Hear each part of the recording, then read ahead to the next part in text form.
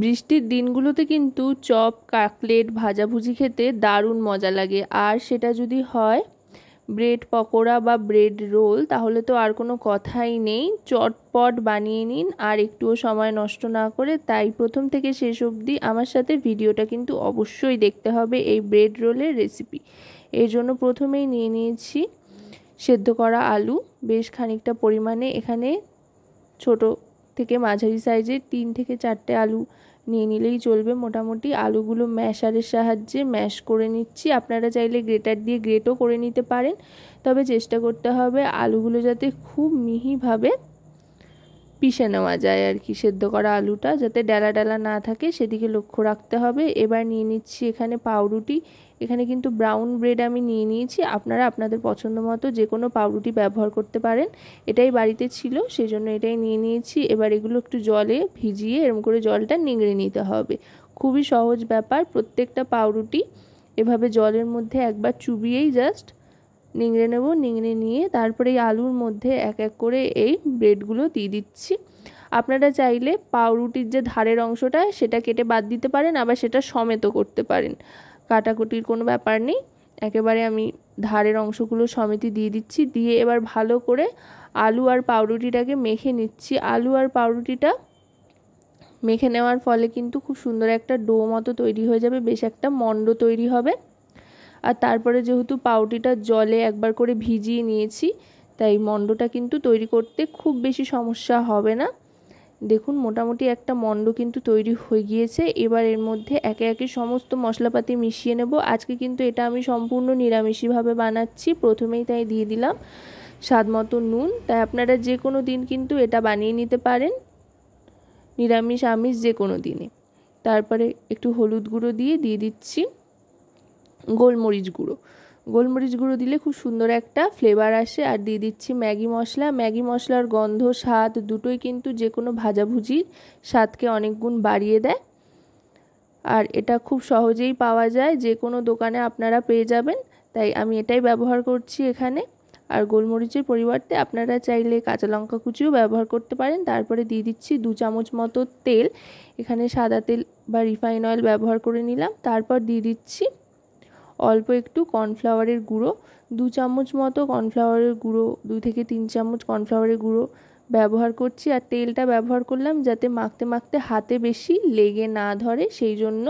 আর তেলটা দিলে কি হয়, তাতে করে আকৃতিটা দিতেও বা চপটা গড়তেও খুব সুবিধা হয়, সেই জন্য তেলটা অবশ্যই ব্যবহার করবেন।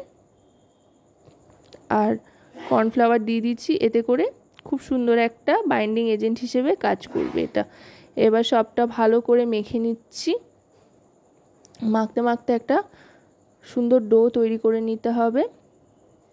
দারুণ সুন্দর কিন্তু একটা গন্ধ আসতে আরম্ভ করেছে, যেহেতু ওই ম্যাগি মশলাটা ব্যবহার করেছিলাম। এবার লম্বা লম্বা করে, যেহেতু ব্রেড রোল তাই লম্বা লম্বা করে বানাচ্ছি। আপনারা চাইলে আপনাদের পছন্দ মতো যে কোনো আকৃতি দিয়ে নিতে পারেন, আর কতটা বড় করবেন সেটাও আপনাদের পছন্দ মতো করে নেবেন। এইভাবে প্রত্যেকটা গড়ে নিচ্ছি। বানানো কিন্তু খুবই সহজ। এই দেখুন এইভাবে আমি প্রত্যেকটা তৈরি করে নিলাম। দেখুন দেখতে এখনই কতটা সুন্দর লাগছে। এবার এগুলো একটা সাইডে রেখে একটা কর্নফ্লাওয়ারের ঘোল তৈরি করে নিতে হবে। এর জন্য নিয়ে নিচ্ছি কর্নফ্লাওয়ার বেশ খানিকটা পরিমাণে। আর কর্নফ্লাওয়ারের যে ঘোলটা তৈরি করব সেটা কিন্তু বেশ পাতলা করে তৈরি করতে হবে। এবার এর মধ্যে দিয়ে দিচ্ছি নুন আর গোলমরিচ অল্প করে, এতে করে এও একটা স্বাদ আসবে।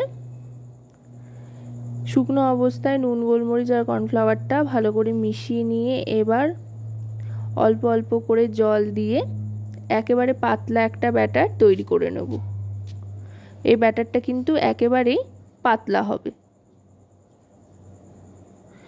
দেখুন একদম পাতলা করে ব্যাটারটা তৈরি করে নিয়েছি।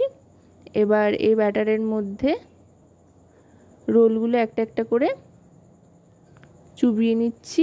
আমি কিন্তু সিঙ্গেল কোট করছি। সিঙ্গেল কোট করলে কি হয়, ভেতরটা খুব সুন্দরভাবে ভাজা হয়ে যায়, আর বাইরের কোটিংটা পাতলা হলে খেতে সবসময় ভালো লাগে।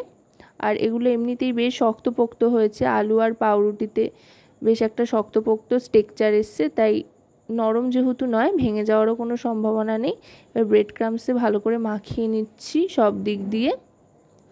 ব্যাস এইভাবে কিন্তু প্রত্যেকটা তৈরি করে নিতে হবে। আগে প্রত্যেকটা তৈরি করে নিয়ে তারপরেই কিন্তু ভাজতে যাবেন, তাতে করে ভাজতেও সুবিধা হবে আর বানাতেও সুবিধা হবে, কারণ এগুলো বানাতে বেশ সময় লাগে। একার হাতে যদি করেন তাহলে অবশ্যই কিন্তু আগে গড়ে নিয়ে তারপরে ভাজতে যাবেন। আর যদি কোনো হেল্পিং হ্যান্ড কেউ থাকে তো তাহলে আপনারা একসাথে তৈরি করা ভাজার কাজ করতে পারেন, তাতে কোনো সমস্যা নেই। এবার তেল গরম করে, সাদা তেল গরম করে তাতে এক এক করে ছেড়ে দিচ্ছি, একসাথে 3 থেকে 4টে ছেড়ে দিলাম ডুবো তেলে। এবার এটাকে বেশ ভালো করে লালচে করে ফ্রাই করে নিতে হবে। আশা করব রেসিপিটি আপনাদের ভালো লাগবে। ভালো লাগলে অবশ্যই রান্নাবাটি চ্যানেলটিকে সাবস্ক্রাইব করে লাইক শেয়ার কমেন্টের মাধ্যমে আমাদের পাশে থাকবেন, আর পাশে থাকা বেল আইকনটি অন করে নেবেন সবার আগে সমস্ত রকম নতুন রান্নার নোটিফিকেশান পাওয়ার জন্য, কারণ আপনাদের নিয়ে আপনাদের জন্যই কিন্তু আমাদের চ্যানেল রান্নাবাটি। দেখুন কথায় কথায় কিন্তু খুব সুন্দর একটা রং চলে এসছে, ভাজা হয়ে গিয়েছে আর দারুণ সুন্দর একটা গন্ধও ছাড়ছে। এবার এগুলোকে আস্তে আস্তে একটা ছান্তার সাহায্যে তেল ঝরিয়ে তুলে নেব। তুলে নিয়ে এবার সার্ভ করে দিচ্ছি। এগুলো কিন্তু খেতে অপূর্ব লাগে। গরম গরম এরকম যদি দুটো ব্রেড রোল পাতে পড়ে তাহলে এই বর্ষাকালে আর কি চাই বলুন, চা কফি কিংবা শুধু শুধু যেভাবেই পাবেন দেখবেন টপাটপ উঠে যাচ্ছে। এবার আমি দিয়ে দিলাম এর সাথে টমেটো কেচাপ। এবার চলুন একটা ভেঙে দেখাই। আপনারা আপনাদের পছন্দ মতো যে কোনো কেচাপ বা সস ব্যবহার করতে পারেন, খেতে কিন্তু অসাধারণ লাগে। তো আজকের এই রেসিপি আপনাদের কেমন লাগলো অবশ্যই জানাবেন।